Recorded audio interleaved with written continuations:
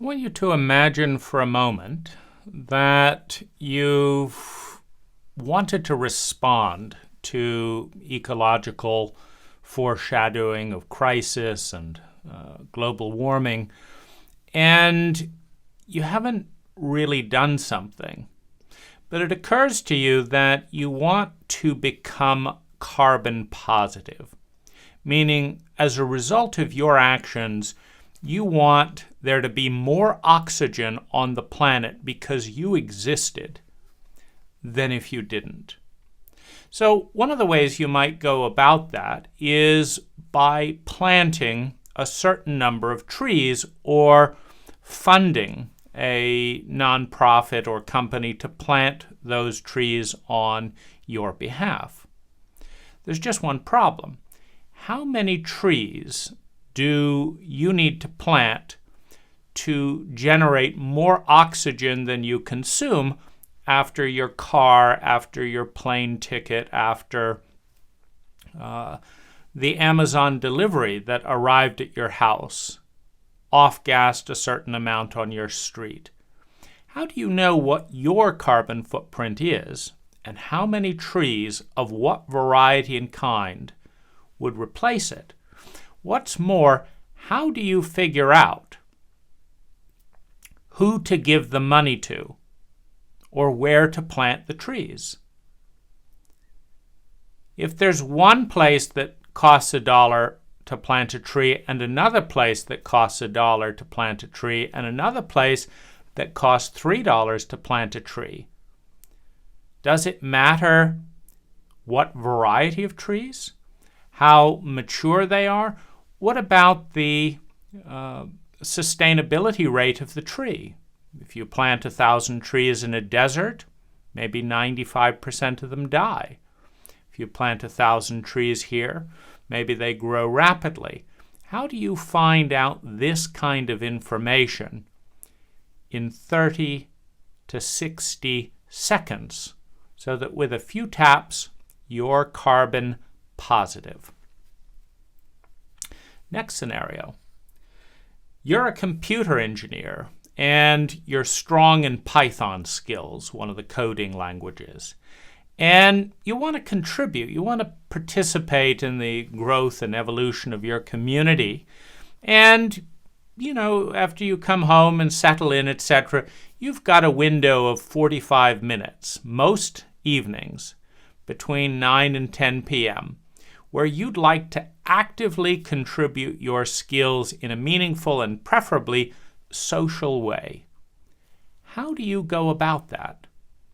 How do you find an opportunity that can utilize your skills in those time frames and make a valuable difference in your community? Let's look at the next scenario. Let's imagine that at age 2, your daughter is blind.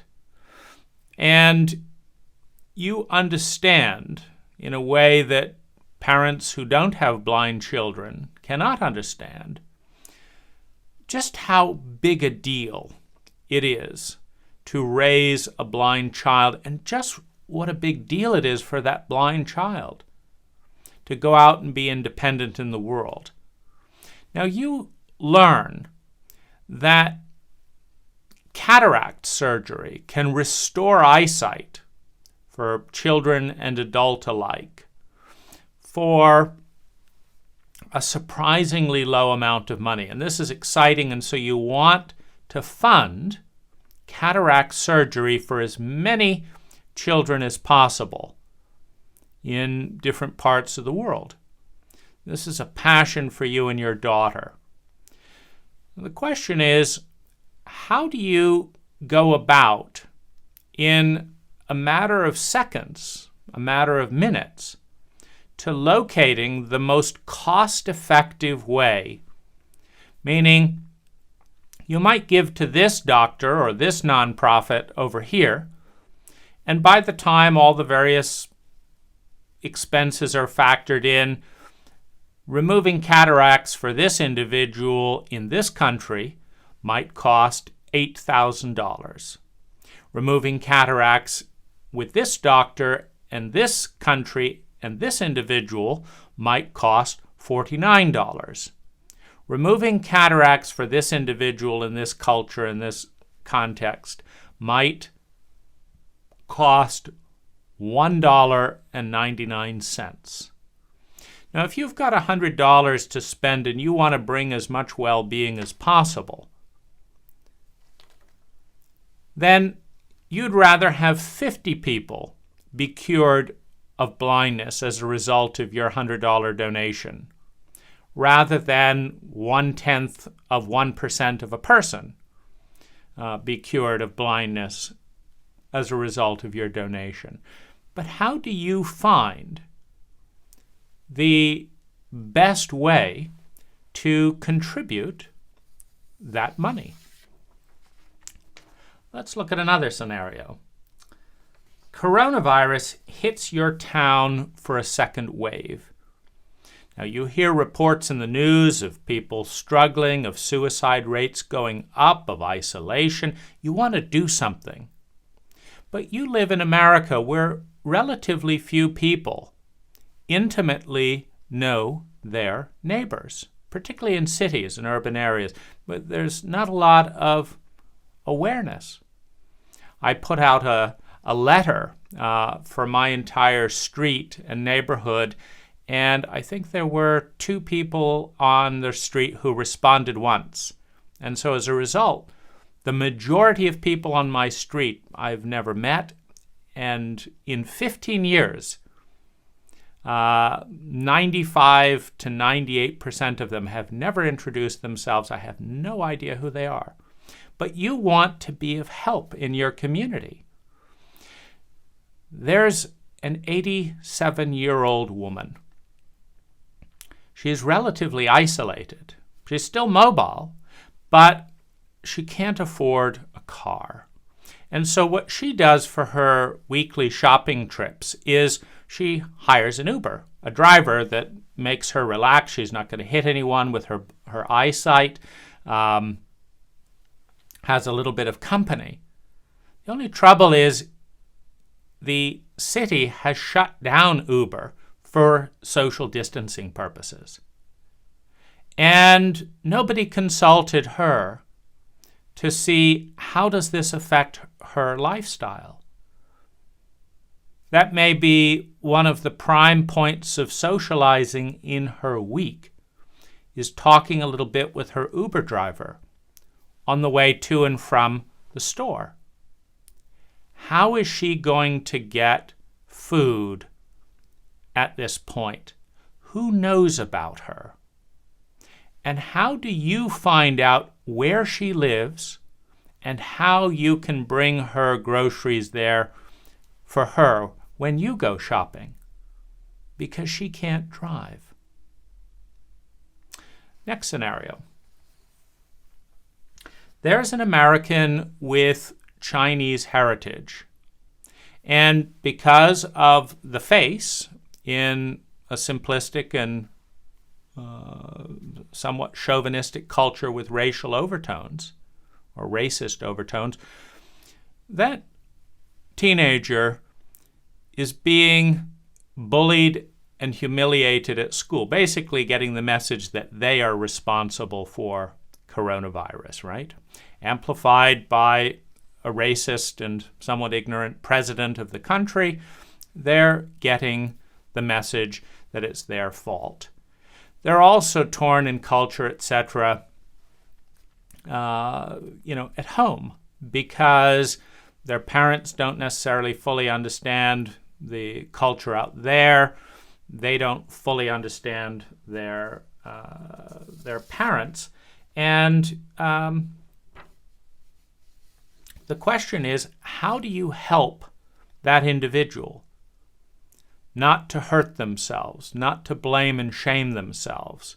If you've got something to share, if you want to start a support group, if you want to make a video to encourage and share online, how do you reach that person and the other Chinese Americans living in the neighborhood or in the nearby city to form a support group? How would you go about finding one such person let alone 10 or 20, who may be in severe trauma and humiliation. You are disturbed by homelessness in your town, and you don't know what to do about it. You'd like to help, but you're worried about giving regular cash bailouts actually perpetuating the problem, either being used for addiction or just giving the message that you can make more money begging than working. So you don't want to give a handout. But you have 2 or 3 days of weeding and touch-up painting and gutter cleaning and gardening and stuff that you would actually like to contribute. And you'd happily pay for that work to be done if it was done by someone who needed an income, if it would make a difference in someone's life. So you want to specifically hire a homeless person. Now here's your challenge. You don't want to put yourself or your family at risk. You don't want to have to call out the police for an incident. But you want to make this job opportunity available. Now, there may be dozens or there may be thousands of homeless people in your city and your town. Where I live, there's a couple of thousand and growing. Now, how do you differentiate between someone who might be a single mother who's lost their home because they need to escape spousal abuse and they don't have enough money for rent, and they are incredibly considerate, conscientious, reliable, in no way a threat, and need that money? How do you find that person in the mix, in the crowd, from someone who may be a repeat offender, violent felon? How do you learn the statistical data about an individual in a group when approaching that group might feel dangerous or overwhelming? How do you solve that problem? Next scenario. Your kid would love to have a slide in the local park, and there is no slide, and you have a feeling there could be dozens of families, you've talked with a few, that would also like to have a slide in the park. Now, you're happy to contribute $500 towards what's probably going to be about a $12,000 installation. How do you go about communicating? How do you get this idea to everyone who uses the park and put it to a vote as to how important this idea, how many people would use the slide, and whether there are enough volunteers to fully raise the $12,000 to install the slide, without getting into years of politicking and committees and public meetings and hearings with an absence of substantive data?